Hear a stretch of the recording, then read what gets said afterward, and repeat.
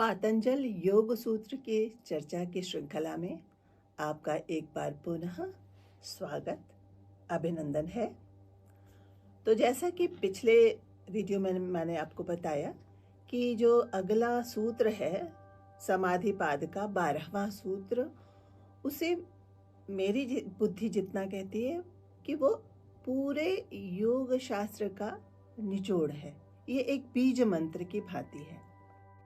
अब तक हमने जाना कि जो हमारे चित्त की 5 वृत्तियां हैं,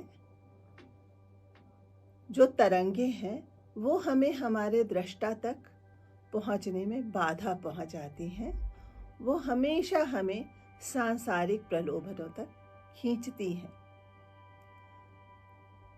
तो अब इस सूत्र के माध्यम से पतंजलि ने बताया कि उन तरंगों को रोकने के उपाय क्या है। सूत्र इस प्रकार है: अभ्यास वैराग्याभ्याम तन्निरोधः।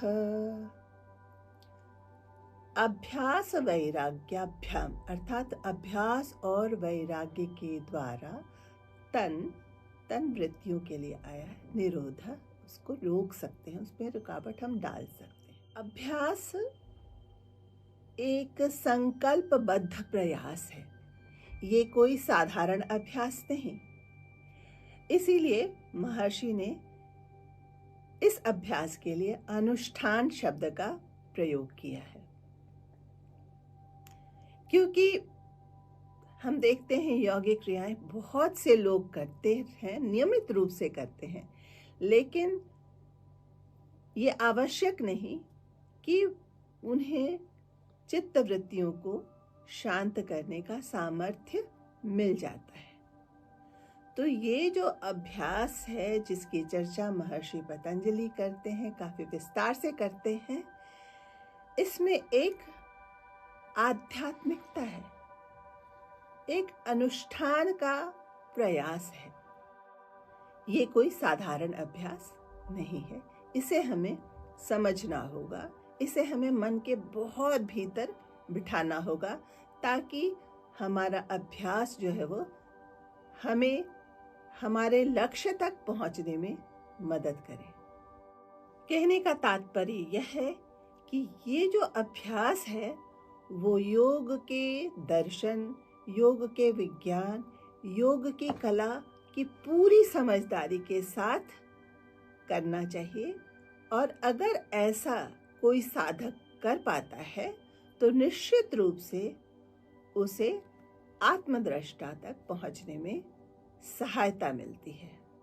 तो और अब यहाँ थोड़ी सी चर्चा में पतंजलि द्वारा दिए गए योग के 8 अंगों की करना चाहूंगी।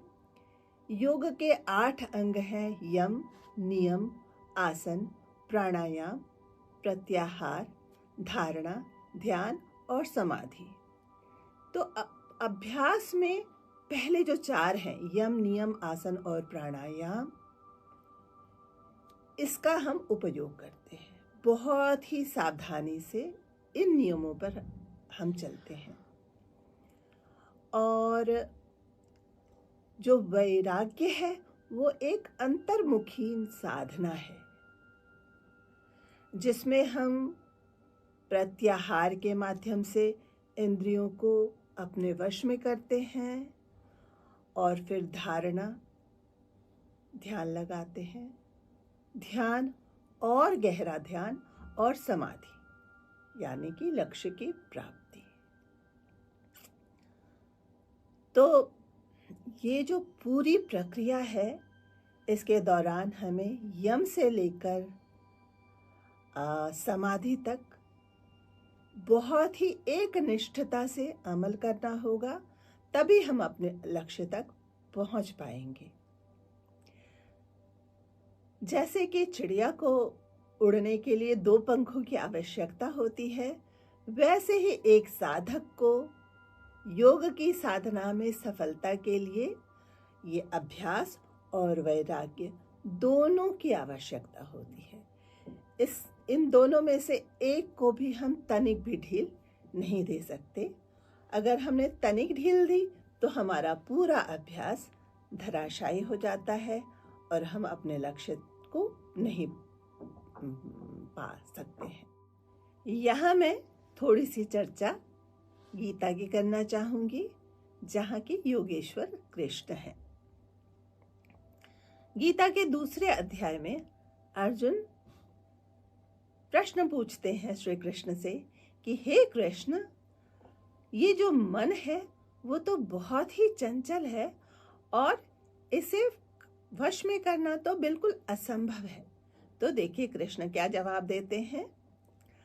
असंशयं महाबाहो मनो दुर्निग्रहं चलम् अभ्यासेन तु कौन्तेय वैराग्येन च गृह्यते। इसका अर्थ है, हे महाबाहु, हे अर्जुन, मन जो है वो निश्चित रूप से बहुत ही चंचल और कठिनाई से काबू में आने वाला है, परंतु अगर हम अभ्यास और वैराग्य का रास्ता लें तो इसे हम वश में कर सकते हैं। यानी कि कठिन तो है किंतु असंभव नहीं।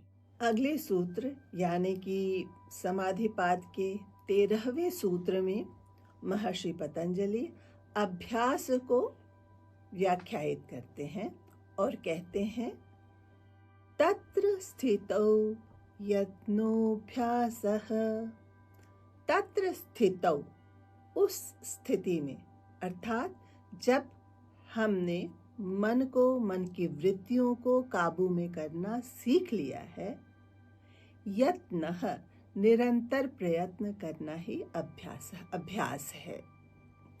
तो अभ्यास एक निष्ठाबद्ध प्रक्रिया है और ऐसी स्थिति में जब मन काबू में हो जाता है और अभ्यास का आधार बन जाता है, यहीं से हमारा अभ्यास जो कि फलीभूत होगा, यहीं से शुरू होता है।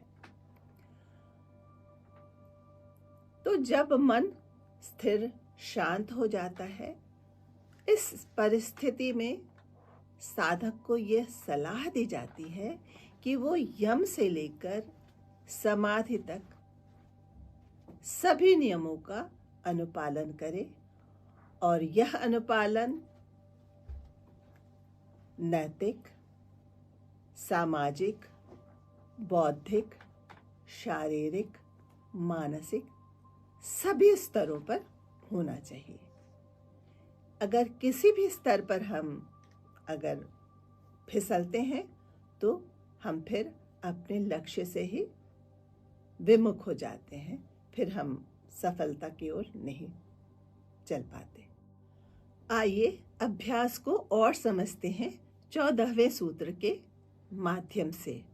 सूत्र इस प्रकार है, सतु दीर्घकाल नैरंतर्य सत्कारा सेवितो दृढ़ भूमि। स शब्द आया है अभ्यास के लिए, वह अभ्यास तो दीर्घकाल, लंबे समय तक, नैरंतर्य, बिल्कुल लगातार, बिना किसी ब्रेक के, सत्कार, संपूर्ण समर्पण के साथ आसेवित, आचरण किया गया, दृढ़ भूमि, दृढ़ आधारशिला है। और अगर हम इसमें विचलित होने लगते हैं तो यहाँ महर्षि ने सलाह दी है कि ऐसे समय में हमें आदर्श गुरु से परामर्श लेना चाहिए, ताकि हमारा जो अभ्यास है वो हमें अहंकार, हमारे अंदर अहंकार न पैदा करे।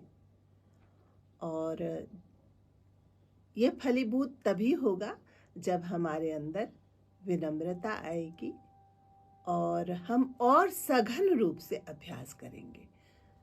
तो अभ्यास करने के बाद हो सकता है हमें कुछ अलौकिक शक्तियां प्राप्त हो जाएं, तो इस परिस्थिति में हमें विचलित नहीं होना है।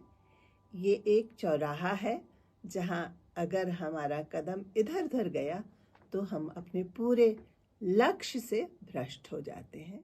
उस पर हम लगातार अभ्यास करें, आगे बढ़ते, और जितनी सघनता पहले थे उससे और सघनतर अभ्यास करें, तब हम महावैराग्य की स्थिति को प्राप्त करते हैं। और यही महावैराग्य हमें समाधि तक पहुंचने में सहायता करता है।